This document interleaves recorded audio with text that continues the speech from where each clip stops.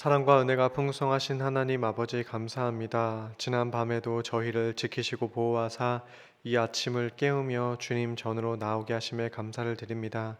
각자의 처소에서 예배를 드리는 가운데 주님의 성령의 전으로 삼아 주시고 각자의 있는 그곳에서 하나님의 임재를 맛보는 귀한 은혜를 허락하여 주시옵소서. 이 시간 주시는 묵상의 말씀을 통해 하나님을 더 깊이 알아갈 수 있도록 도와주시고 삶의 적용을 따라 내 삶이 성령의 열매를 맺으며 하나님의 영광을 따라 사는 귀한 백성의 인생이 될 수 있도록 주님 인도하여 주시옵소서. 이 예배 시종을 오직 주님께 의탁드리오며 사랑이 많으신 구주 예수 그리스도의 이름 받들어 기도드리옵나이다. 아멘. 함께 찬송가 342장 찬송하시겠습니다.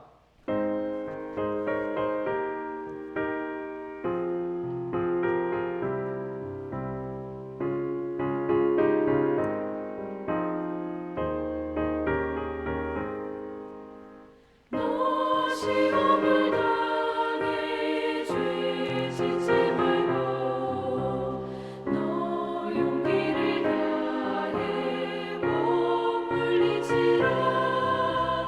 너 시험을 이겨 새 힘을 얻고 주 예수를 믿어 늘 승리하라. 우리 구주의 힘과 그의 위로를 빌라. 주님 내 편에 서서 항상 도우시리. 내 친구를 삼가 잘 선택하고 너를 삼가 늘 조심하라. 너 열심을 다해 늘 충성하고 온 정성을 다해 주 봉사하라. 우리 구주의 힘과 그의 위로를 빌라. 주님 내 편에 서서 항상 도우시리.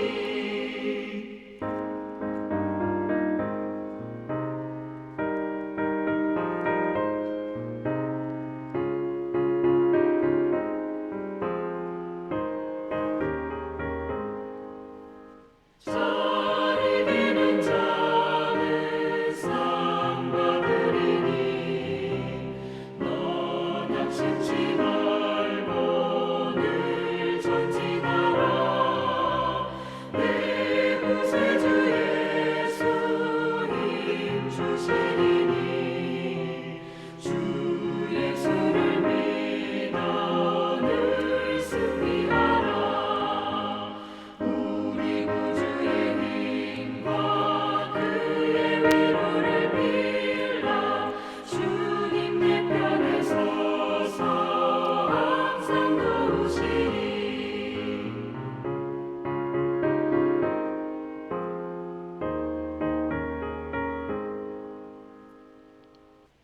오늘 함께 보실 말씀 누가복음 4장 1절부터 13절까지의 말씀입니다. 누가복음 4장 1절부터 13절까지의 말씀 제가 봉독해 드리겠습니다. 예수께서 성령의 충만함을 입어 요단강에서 돌아오사 광야에서 40일 동안 성령에게 이끌리시며 마귀에게 시험을 받으시더라. 이 모든 날에 아무것도 잡수시지 아니하시니 날 수가 다함에 줄이신지라. 마귀가 이르되 내가 만일 하나님의 아들이거든 이 돌들에게 명하여 떡이 되게 하라. 예수께서 대답하시되 기록된 바 사람이 떡으로만 살 것이 아니라 하였느니라. 마귀가 또 예수를 이끌고 올라가서 순식간에 천하 만국을 보이며 이르되 이 모든 권위와 그 영광을 내가 내게 주리라. 이것은 내가 넘겨준 것이므로 내가 원하는 자에게 주노라. 그러므로 내가 만일 내게 절하면 다 내 것이 되리라. 예수께서 대답하여 이르시되 기록된 바 주 너의 하나님께 경배하고 다만 그를 섬기라 하였느니라. 또 이끌고 예루살렘으로 가서 성전 꼭대기에 세우고 이르되 내가 만일 하나님의 아들이거든 여기서 뛰어내리라. 기록되었으되 하나님이 너를 위하여 그 사자들을 명하사 너를 지키게 하시리라 하였고 또한 그들이 손으로 너를 받들어 내 발이 돌에 부딪히지 않게 하시리라 하였느니라. 예수께서 대답하여 이르시되 주 너희 하나님을 시험하지 말라 하였느니라. 마귀가 모든 시험을 다 한 후에 얼마 동안 떠나니라. 아멘. 어제 본문에서 하나님의 아들이라는 예수님의 정체성이 확인되었습니다. 그런데 주님은 하나님의 아들이었음에도 불구하고 시험에서는 자유롭지 못했습니다. 하지만 이 시험을 통해 하나님의 아들됨이 다시 한번 명확하게 증명됩니다. 1절을 보시면 예수님은 성령에게 이끌려서 시험을 받게 됩니다. 성령님께서 예수님이 시험을 이기게 도와주시기만 하는 것이 아니라 먼저는 시험의 자리로 몰아넣으셨습니다. 이유가 있었는데요. 고대 사회에서의 모든 아들은 큰 일을 앞두고 자신이 그 일을 감당할 수 있는 사람인지 증명을 해야 했습니다. 구약의 영웅들도 사역에 앞서서 시험을 통과해야 했습니다. 그런 면에서 앞으로 공적인 사역을 시작해야 할 주님이 그럴 만한 자격이 있는 분인지 증명해 보일 필요가 있었기 때문에 이 시험이 시작되었습니다. 주님은 광야에서 40일 동안 아무것도 먹지 못하신 채 시험을 받으십니다. 누가가 기록한 시험의 장소인 이 광야는 구약시대 이스라엘의 40년 광야 경험을 떠올리게 합니다. 이스라엘이 하나님의 약속에 신실하게 순종하는지 시험받던 장소가 광야였습니다. 이스라엘은 실패했지만 새로운 영적 이스라엘을 세우실 예수님의 시험은 어떠했을까요? 2절부터 마귀가 시작하는 첫 번째 시험은 돌을 떡으로 만들라는 것이었습니다. 여기서 마귀는 내가 만일 하나님의 아들이라면 돌들을 떡으로 만들라고 합니다. 앞서 예수님의 정체성이 하나님의 아들로 밝혀졌기 때문에 이 시험은 단순히 굶주리고 있던 예수님의 인내심을 흔들고 유혹하는 정도가 아니라 당신이 정말 하나님의 아들이 맞다면 돌로 떡을 만들어 보라는 예수님의 정체성에 대한 시험이었습니다. 주님은 돌을 떡으로 만들 수 있는 능력이 있었지만 사람이 떡으로만 살 것이 아니라는 말씀으로 이 시험에서 승리하십니다. 이때 예수님이 인용한 말씀은 신명기 8장 3절의 말씀입니다.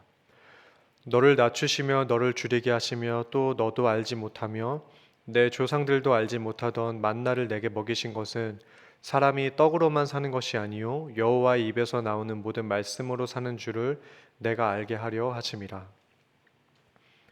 주님은 사람이 떡으로만 살 것이 아니라고 하셨습니다.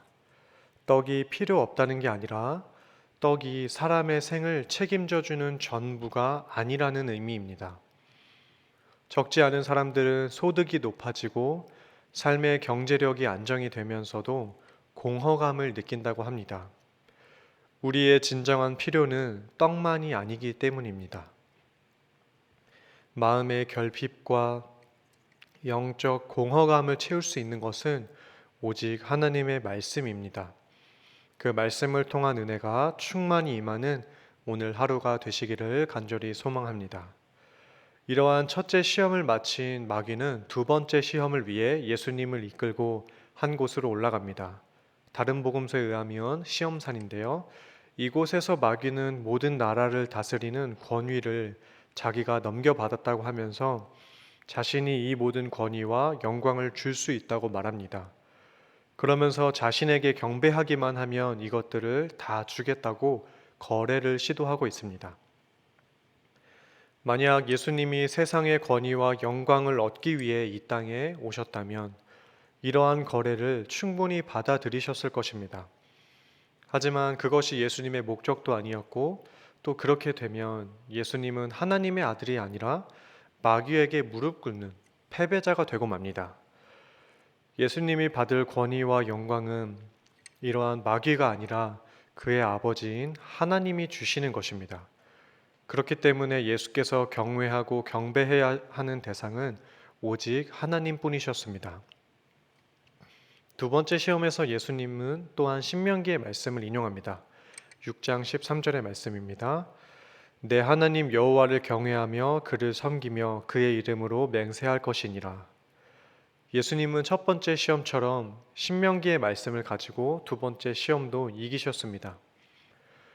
두 번째 시험에서도 무너진 마귀는 이제 세 번째 시험의 장소로 예수님을 이끌고 갑니다.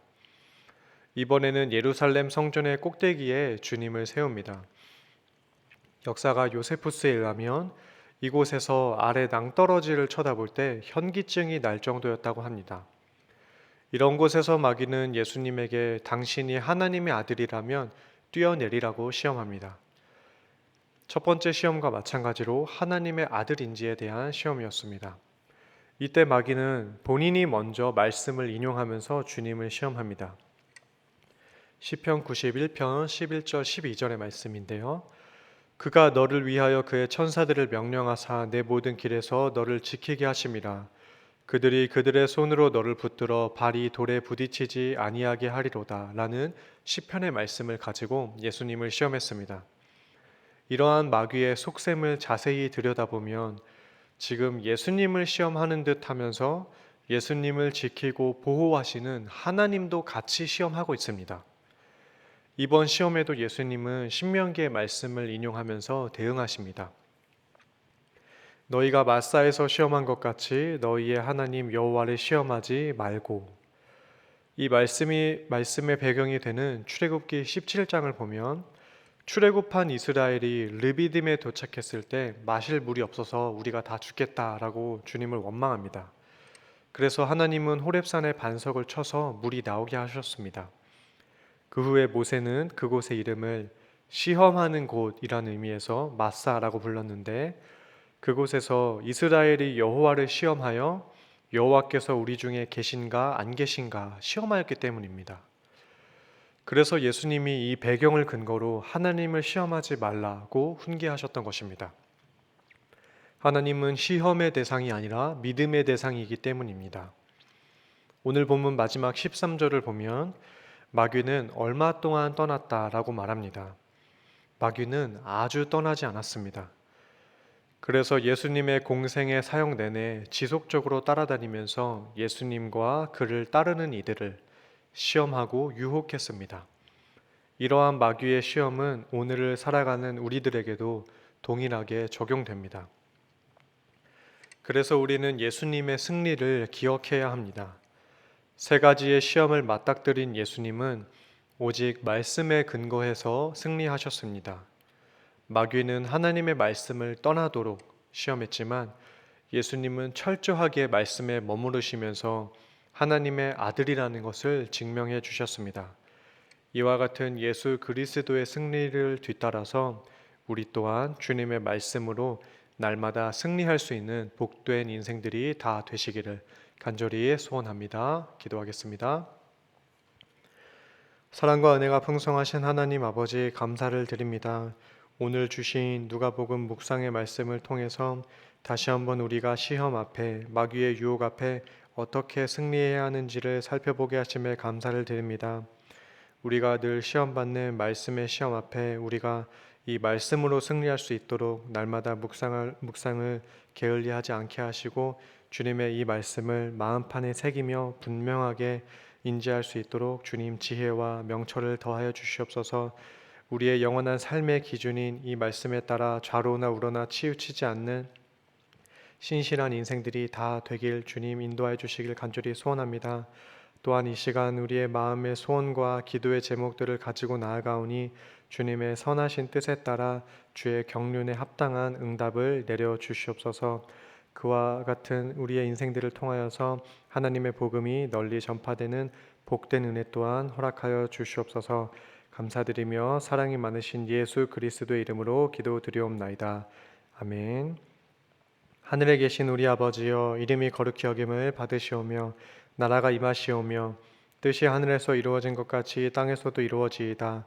오늘 우리에게 일용할 양식을 주시옵고 우리가 우리에게 죄 지은 자를 사하여 준 것 같이 우리 죄를 사하여 주시옵고 우리를 시험에 들게 하지 마시옵고 다만 악에서 구하시옵소서. 나라와 권세와 영광의 아버지께 영원히 있사옵나이다. 아멘.